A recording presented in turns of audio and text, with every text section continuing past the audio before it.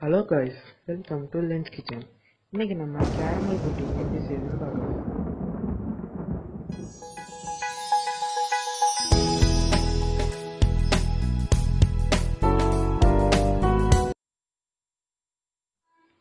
அப்புறமா ஒரு பேன் எடுத்து அதில் 1/2 கப் சர்க்கரை, 1/4 கப் தண்ணி,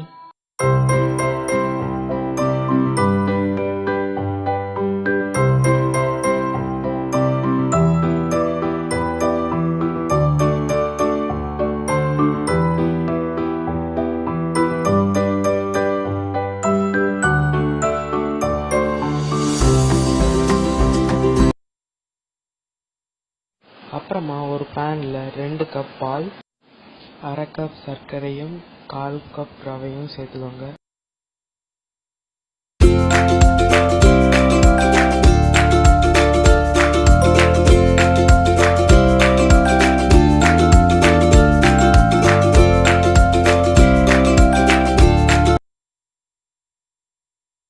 அப்புறமா 3 முட்டை, 1 டீஸ்பூன் வெனிலா எக்ஸ்ட்ரா எல்லாத்தையும் கலந்து நல்லா மிக்ஸ் பண்ணிக்கோங்க.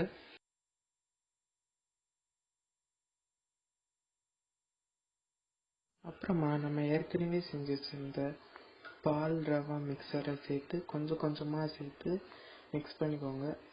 அப்போ தான் நல்லா கட்டி இல்லாமல் சாஃப்டாக வரும்.